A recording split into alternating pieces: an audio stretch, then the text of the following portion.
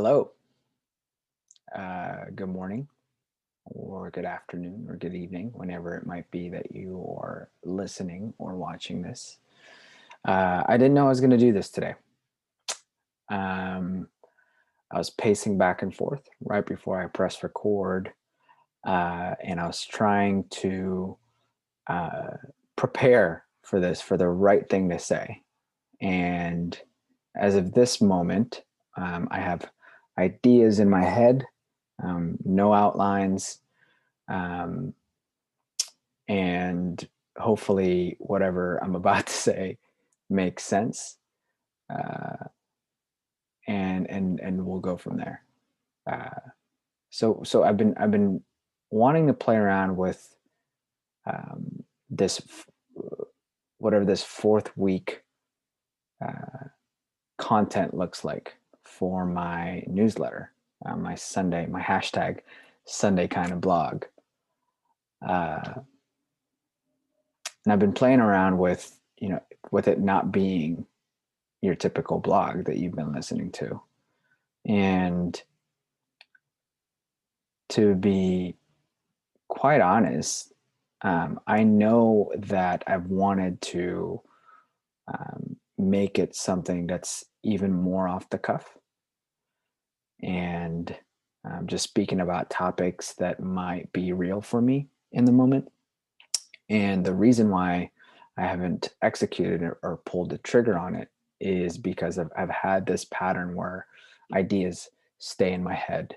They stay in my head and they cook in my head for a long time, and I never execute on it. And the reason why is because I want it to be perfect. I want it to be organized. I want it to be neat. I want it to be put together really well. And um, there are times where that desire serves me, and there are times where that desire does not serve me. And my commitment to myself this year is creativity. My commitment has been more about creativity as opposed to consumption of content. And this is how I'm playing with it in this moment is fleshing out ideas in real time, not being attached into not being attached to perfect, but allowing ideas to be born into form, and not judging what they might be, and just allowing them to form in real time, and see what comes up. And I was talking to a former client and now a good friend of mine, Brian Landers. Um, he's a very successful entrepreneur. Look him up on LinkedIn. Very successful investor. And he challenged me. He said, "Look, just pull the trigger, man. Like, what are you waiting for?" And he was right. Uh, I caught myself and said, What am I waiting for?" And the reason why I'm waiting is because I'm afraid to be uncomfortable.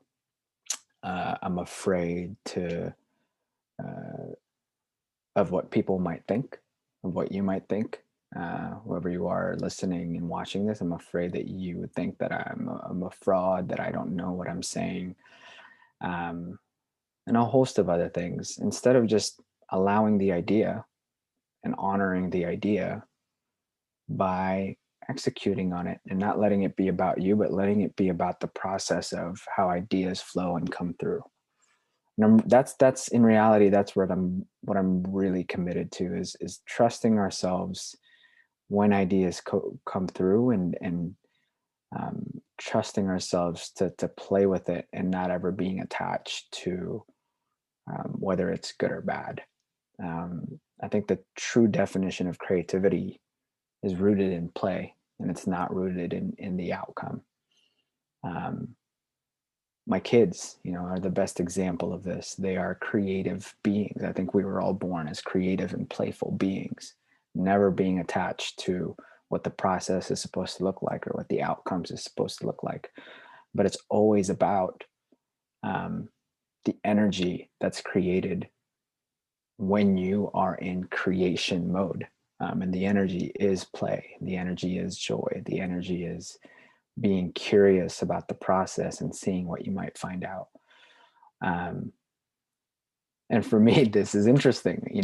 I'm now talking to a camera. Uh, I'm now fleshing out these ideas in real time, and there's all sorts of like weird energy in my belly around, you know, judgments.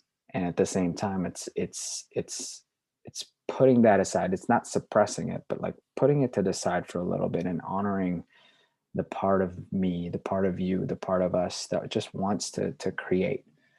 And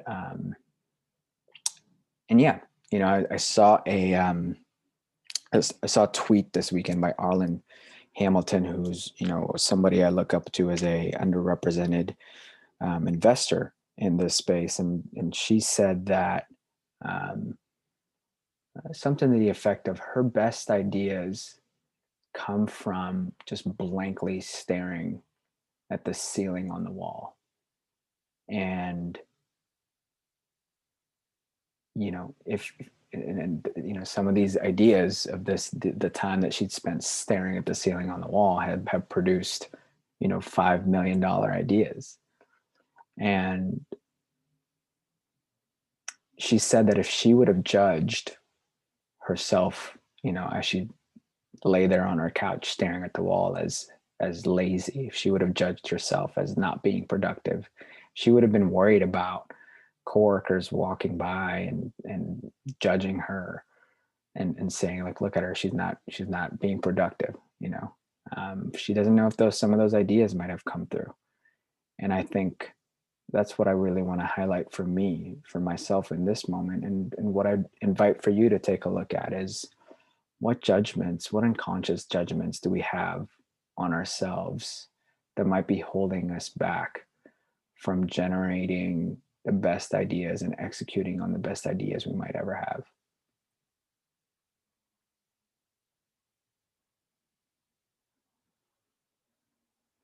And I'll stop there. I'll stop with that question. I would invite you to consider that. Um, I will go back to my regularly scheduled program of writing blogs and putting an audio format of it next week. But for this week, I thank you for um, giving me some space to play around with my own creativity, and um, giving me some space to experiment with that with you, and listening to this and watching me be messy. And if you have any thoughts, if you have any suggestions, if you have any um, conversation, dialogue that you'd like to develop because of this, just let me know. I would love to hear it. And I'm looking forward to the next time I play, and see what ideas come up. Thank you. And enjoy the rest of your week. Bye-bye.